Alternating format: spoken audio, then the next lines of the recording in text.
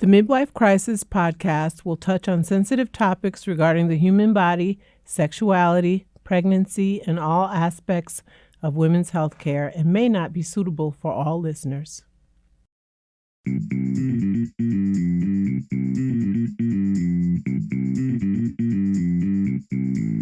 Hello, I'm PR, and that's Kate. Hi! And this is the Midwife Crisis podcast, Microsode, where we follow up on previous episodes, answer listener emails, and give you that little extra midwife love. I'll take it. Today, we are going to be responding to an email from our faithful listener. That's her self-proclaimed title, which we will give her. I love it. Taylor. I love it. Yep. So thanks, lady. All right. She says, "Hi, Kate and PR. I am an aspiring midwife and love your podcast. Thank you so much. It was recommended through the Canadian Midwife Student Hopefuls Facebook group. Side note, that is the coolest thing I have ever read. I read that and got so excited that there's like a group I know that are talking about us. Why can't they have that kindness in the U.S.? Okay. I know. You know what? It's the Canadian thing. Those Canadians, they're so sweet. We love them. I mean, we love us in the U.S. too, but yeah, we do. All right. With all our faults. Back to Taylor. She says, becoming a midwife in Canada is very difficult. Ouch. I am in Southern Ontario, and I have more opportunities in my location, but I cannot say the same for the rest of the country. The only way to become a midwife is to take your Bachelor of Health Sciences in Midwifery. There are only 7 programs across the country, which is bananas because Canada's enormous, that offer this program. Yeah, and each program only accepts 30 students. It's a rigorous process to get in and takes quite a bit of preparation. So thank you, Taylor, for telling us about that, because if you recall, I said a little bit about how you become a midwife in Canada, and it was not that. Yes, so we appreciate that truth-telling. Yes, that shows how we just make stuff up. I did a quick Google search. She did. I can vouch for her. So anyway, Taylor would love to hear about how the two of us learned our schooling and credentials in the U.S. and the steps we took to prepare ourselves. She says, I'm also sure myself and other listeners would like to hear any advice for those wanting to enter the field. What strengths should a midwife have or gain? How can we cope with the demands of school?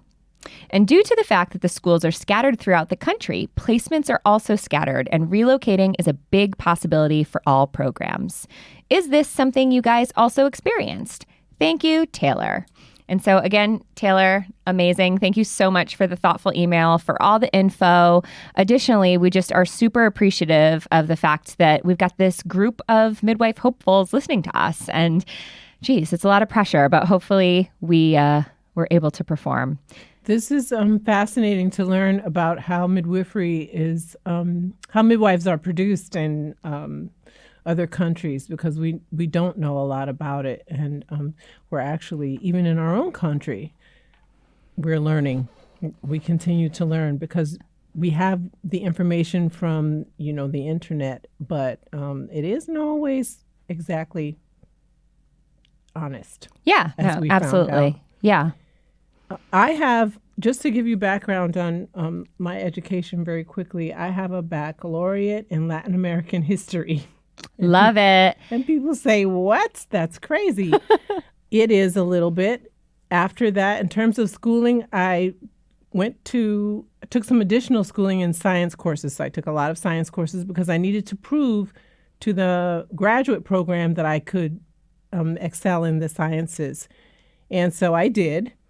And then I applied. Now, there's a 10-year gap between my baccalaureate and earning my master's, and 3 of those years were in grad school. Actually, I don't know if I knew that. What were you doing? What were you working, or what was your job at that time? I was an underwriter. Oh, cool. Yeah, a life and health underwriter. So doing a lot of investigation for multi-million-dollar cases. Whoa. So it was a lot of digging on their medical histories, and that's how I learned a lot about medicine. Oh, and, cool. Because we would collect all of their medical statements from every physician they'd ever seen. When I say multi-million dollars, I'm like 5 million, 10 million, 35 million on single individuals. Whoa. So it's a lot. private investigators, following them around, giving me reports, their finances, getting all of that stuff, collecting that information. Interesting, benefiting no one. So I had to get out. So you were telling me about, I remember you said it doesn't help anyone. You weren't helping anyone. I wasn't really helping anyone. At the same time, I was volunteering in local clinics that took care of women, in local abortion clinics and women's health care clinics, GYN clinics, and that kind of thing, because that was what I was interested in. And that was how I sort of accomplished my community service while I was doing that work that made insurance companies rich. And so, yeah, I worked on getting myself out of that and into this. And so that's the story of that. So I went to grad school and did that for 3 years because I went to a program for non-nurse graduates.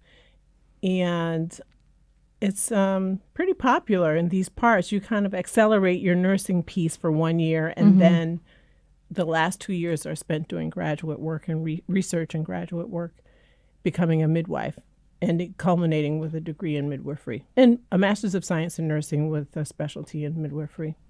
So that is what I did. I did not relocate. I particularly chose the program that I went to because my family is planted in this area and I needed support from them because I went back to school with children. And so that was really important. And it was a rigorous program and process. I mean, anyone who's done their bachelor's in nursing knows it's rigorous to do it over 4 years. So do it over 1 year is, I think, bananas. It is. And you have to do the same number of clinical hours as someone who is in a 4-year program. The clinical hours remain the same to sit for boards. So you're cramming a lot of stuff into a short amount of time. And add to that, children and a husband at the time and all kinds of other things. Your modeling career. And my modeling career, let's not forget that. I recently saw, I digress for one moment. I saw some pictures of myself during that time in my life. And my sister said to me, "What were you wearing? And where did you get it from?" And I said, "It was some hand-me-downs from somebody's garbage bag." So, because that's what I could afford at the time. Oh, man. So anyways. Side note, I gained like 30 pounds in midwifery school. Like I started day one in this like pair of sweatpants that were like kind of cute but baggy. And by the end, they were like skin tight and cutting off my circulation. They were leggings. They were leggings. They started as sweatpants. They ended as leggings. It was dark times. No, I started at one weight and ended much thinner because by the time I ended, I was breastfeeding yet again. And that was when my family said, "What kind of midwife are you? You can't even keep yourself from getting pregnant." So anyways, I'm a good one, I might add. It had nothing to do with that. But I wound up being thinner than when I started. So I think we've addressed this a little bit, but like truly, how did you cope with the demands? Because you had every demand. Marriage, already had kids on the way, being older, having to do the entire kit and caboodle, like the nursing degree and the midwifery and all of that. And I'm just wondering, like, again, because it sounds so intense, how did you cope with that? Okay, first, I want to address the issue of being older. I'm going to have to exert some violence on this chick. I just mean when you went back to school. You said it was 10 years after 29. college. I was like, 29. Okay, I was 29 as well. Yeah. I was 29 years old when I graduated. I was 31, and then that's 10 years after graduating from college when I was 21. Can you do math? No. Yeah. Sucker. Sorry. I'm sorry. Don't be sorry. Just be careful. So stop with the older. All right. I'm older now, which is why I have no hairs on my tongue. I just tell you right off. Anyhow, what was the question again? How you coped. How'd you cope? Of course. How'd you do it, girl? I coped because I had family here. I had my mom and my aunts who were like my other moms, and my sister. She would come over and do laundry, and they all babysat and they cooked for us on weekends. And that's how I coped. Yeah. That's how I coped. They held down the family part, and my husband did all the activities with the kids and stuff like that. Not all of them, but I was also participating, but took the major portion of it on. And in addition to breadwinning, because in school I went full time and I wasn't working. Yeah. Which is why I was wearing clothes out of a garbage bag. But yeah, that's how I coped. I studied every night from 10 p.m. to 2 a.m. One of my sons said to me, we saw your books moving around the house, but we never saw you reading them. And that's why, because I studied every night from 10 to, I put them to bed, did everything, got everything ready. And then from 10 to 2 every night, that's when I studied. And on weekends, stayed up all night studying and doing things. And that's how I did it. I was going to have to stay up anyways to become a midwife, working as a midwife. So what difference would it make? Good practice. Yeah. It didn't make a difference to me. So, wow. That's my story kind of in a nutshell. How about you? Okay. So mine is quite different. So although I didn't initially set off and do my college career right away in nursing, actually, fun fact about me, I went to school for marine biology, and I made it exactly one semester until I realized, oh my God, I don't want to be in this crab lab, and I want to do something else with my life. And I found that when I was at college, I was taking care of my friends a lot. Someone would drink too much, or someone would have period cramps or whatever, and I was kind of like their caregiver. And it was a role that came naturally to me. Both my parents are nurses, and my sister was a nurse at the time as well. And so I, called my parents and said, I think I want to be a nurse, and was a nurse. So I didn't lose too much during my initial college go. I became a nurse and then practiced as a nurse for many years. So for me, the prep was that I worked as a gyn-onc, GYN oncology, and later an L&B nurse for roughly 8 years before I became a midwife or decided to go back to midwifery school. And for me, the driving force was really, I had always thought I was going to do it. And then I got really comfortable, and I really liked those nursing hours, and I really liked that I had seniority at the hospital. And then I finally was having my own kiddos. And I've said that before when I've talked about my birth experience with my oldest son and the whole infertility and getting pregnant. And it just felt like my midwives were what held me together. One of my midwives is sitting here with me today. She worked at my practice. And I remember one time I came off a night shift and I had gained 20 pounds, and I walked in the office and I was crying, and she was very nice to me. So she was very nice to me for gaining way too much weight. But anyway, side note. So I went back to school, and I chose because I already had a toddler, and I wasn't... There's many programs around where we live, including the one that PR went to, but I was interested in kind of doing a little bit more on my own. And so I used a distance learning program, the oldest school of midwifery in the country, which is Frontier Nursing University. I sort of always knew that when I became a midwife, I wanted to go there. Their image is of Mary Breckenridge, the horseback midwife, riding to a birth or to attend to someone. And I was just like, that is me, man. You fancied yourself. That's being right. a horseback rider yourself. Yep. I love horses. So I was like, if I'm going to be a midwife, I'm going to be a mounted midwife. So so I went to Frontier. I applied to Frontier with awesome letters of recommendation from, again, all of my midwives. And distance learning worked really well for me. I went part-time at work. So I did work, but mostly I taught childbirth education on the weekends. And then I picked up, a couple shifts here and there on the floor. But the distance learning program for me was good because I could be flexible. I could create my own schedule for studying and for testing. During that time, my husband was traveling a little bit. If he was traveling for work, I could change my schedule. I could work with having my kiddo and, still going to school. So that worked really well for me. The challenges were, first and foremost, isolation. It's hard enough to force yourself to kind of get it together and study. But when you don't have to sit in a classroom or a lecture hall and you're not sort of really face to face with these people, it can be really challenging. So that was tricky. again, that self-discipline piece. I would be tired. Let's say my son was up all night, nursing every hour or something. And I'd just be like, geez, I am so tired. I would love to take a nap right now. But I couldn't take a nap. I needed to use that time to, take a test or study or, record a lecture or something. Technology fails were a reality. So if you, for example, were taking a test, which when we took tests, we had this weird camera that took our fingerprint. And then the camera sort of hung like the way an apple hangs from a tree so that it could get 360-degree views of the room. Wow. And so people always think, oh, you went to school online, like, okay, you must have just like had a book on your lip. Right, exactly.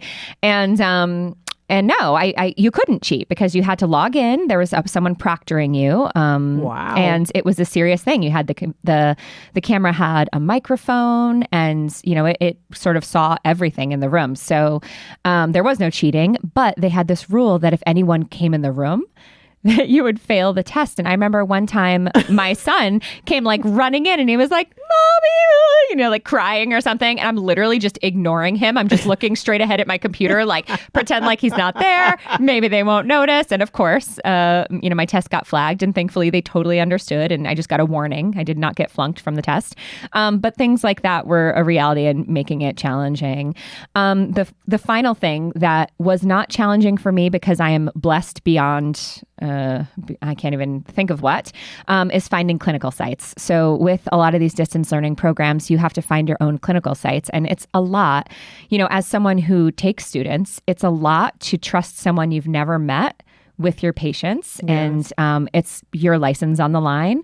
And so I think that a lot of students who go through distance learning, that's their biggest challenge, is finding clinical sites that'll meet their criteria, that'll meet their hours, things like that. And truth be told, when I went back to school, I, looked my midwives in the face and said, I'm going back to school and you have to precept me or I'm not doing it.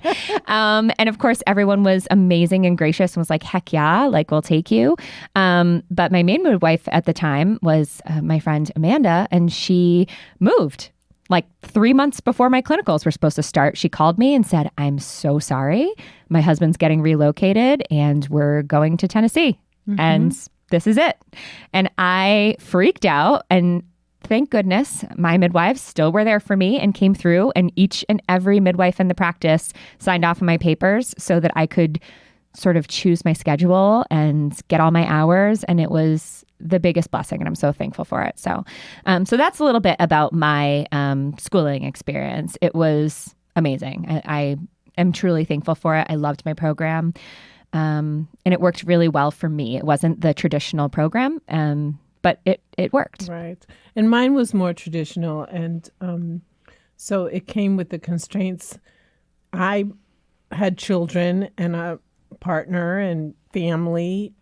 A lot of my classmates did not. And I will say that it's easier to do this before you have all those other people in your life. Not that I have regrets about that. And you have the freedom to move around. You can move to different locations depending on where the program is if you're going to do a traditional program. But doing a program like the Frontier program sounds really also exciting. And well, it's too bad that Canada doesn't have that. She's a phenomenal midwife. Oh my God, thank you. So don't think that because she did a lot of her schooling online that makes her in any way less competent at her skills or anything else. No, she's awesome midwife. Thank you so much. I'm not just saying that because otherwise I have to punch her in the face. I have to tell you that I really definitely had to prove myself. People are very skeptical when you tell them that you did a community-based program where, it was distance learning. But Frontier has one of the highest pass rates for the midwifery boards. Yeah. Mm-hmm. And I felt incredibly prepared because guess what? The boards now are on the computer. And I was so good at taking computer tests. I was like, this is easy. This is cushy. I was in an H&R Block. So It was Very great. good. But anyway, as far as coping goes, I agree that I coped because of my village. I will say, first and foremost, when I said I want to go back to school and we're not going to have any money and it's going to be bananas, my husband was like, let's do it. And he was right there and really supported me. So that was amazing. Secondly, my mother-in-law, shout out to Barb, she like held that fort down. And I would be like, can you watch, my son Max here and here and here? And she'd just be like, yes, all the time. And she also really supported me and was amazing. And my parents, we owned 2 houses at one point during all of this craziness because we sold our house and we thought we were going to close. And then the closing got pushed back and pushed back and pushed back. And we owned another house. And my parents like graciously were cutting checks, like helping us pay bills, and couldn't have done it without them. And in all of this, and I might have said this before, I was pregnant with my second. So when I was 38 weeks pregnant, I passed my boards. And then a week and a day later, I had a baby. So it was really like to the wire. And I couldn't have done it truly without any of these people and my friends and my sister. I mean, everyone was just incredible, but I leaned on everyone. And so I think having that core support, just as PR said, is just so important. So the moral of the story for me is not to have all of this going on while you're trying to do something. I had a baby in the middle of my last year. Yeah. And so I It's went crazy. back when she was 5 days old because I refused to delay my graduation and to add another semester on. And so at 5 days, you have no milk stored. You have nothing. Yeah. And so my husband brought her to school so I could nurse her. And he brought her with her hat on backwards and her diaper on backwards. I said to him, haven't you had any kids before? What's wrong with you? And we got through it. We got through it. And he had encouraged me from the beginning. Are you going to fish or cut bait? You're going to talk about going to school? Or you're going to go to school? Life is passing by while you're chatting about it. So I'm grateful. Good. I'm grateful to all of my family, my village, and to him for pushing me to make those steps and then supporting me while I did it. Oh, yes. Cheers to them. Cheers to supportive partners. Get you one. And if you don't want one, that's cool too. But don't stick with anyone who's giving you a hard time in school because they're not worth it. And again, if they're having a hard time with you being in school, they are not going to survive you being a midwife. Oh, absolutely not. Because this is crucial. True. Yeah. So thank you, Taylor. Yeah, thank you so much. And good luck to you and all the Canadian midwife hopefuls. We are here for you. And please keep those questions coming. And the North American midwife hopefuls. Yeah, add us to your group. Everyone, worldwide. We're here for you. Yes, we try to be. We try our best. So keep reaching out and we'll grab your hand. That's right. So to wrap it up, we're going to do a quick, what we're trying to instill in ourselves, self-care corner. So in case you've forgotten, this is our little segment where we hold one another accountable for self-care. We share, what it's meant to us these past few weeks. And I want to know, my good friend PR, what do you got for me? I'm in a book club and we meet probably every other month, more or less. And I met with my book club. That book club is more than just a book club. They go camping. We do. we do go camping, and we're pretty bougie about our camping. We don't camp indoors. We camp in tents. They're glamping. But we're bougie about our foods and about, we have flowers on the table and candles and tablecloths and stuff like that. But we're still in tents. We're sleeping on the ground. So it's real camping. They're very special to me. And there are 6 of us all together, and we're very supportive of each other in events. So we talk about different events that are going on in our lives, and we do discuss the book briefly. Sometimes some of us haven't read the book, and we excuse you for that, and we just keep it moving. And it's just really a wonderful group to be in. They have no idea how grateful I feel to be part of it. Aww. And that's what being with them is part of my self-care. I love that. That's so beautiful. And yeah, I can say that as your friend who is not part of your book club, I feel like I could be because I know everyone who's in it and how awesome they are and, all the great ways that you guys support and take care of each other. So I love it. So I'm actually thankful to your book club too. Unfortunately, to get in our book club, one of us has to die. So you have to watch from the outside, look in. It's fine. It's okay. Okay. So what's your self-care? What did you do? Yeah. So it's been a while since we've recorded. And in that time, it has been my absolute most favorite day of the year, which is Halloween. It was a few weeks back. It's my absolute favorite day. It's been important to me since I was a kid. I love it. It's Y'all just have always... no idea. It's Halloween month. It's not Halloween day. It actually starts, I call it Septober. So that's like my beginning of my Halloween season. And I adore all things spooky. And on top of that, Halloween is also my anniversary, my wedding anniversary with my husband.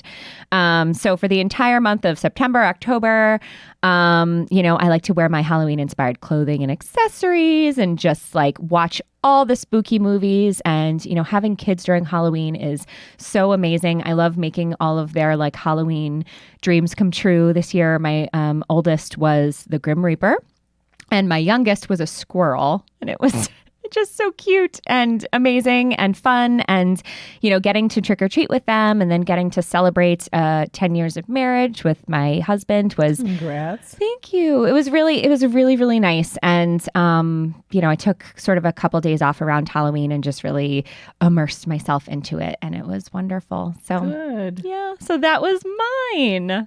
Very nice. We're going to bring this microsode. We're going to conclude it now. And we hope you've enjoyed it and gotten something out of it. And we'd like to thank Baobab Tree Studios, our friends, family, and all of you who make this podcast possible. Please be sure to subscribe on Spotify, iTunes, or wherever you listen to your podcasts, your favorite site. Like and follow us on Facebook and Instagram at the Midwife Crisis Podcast, or email us at midwifecrisispodcast@gmail.com. Until next time, get spooky. And lávate las manos. Wash your hands.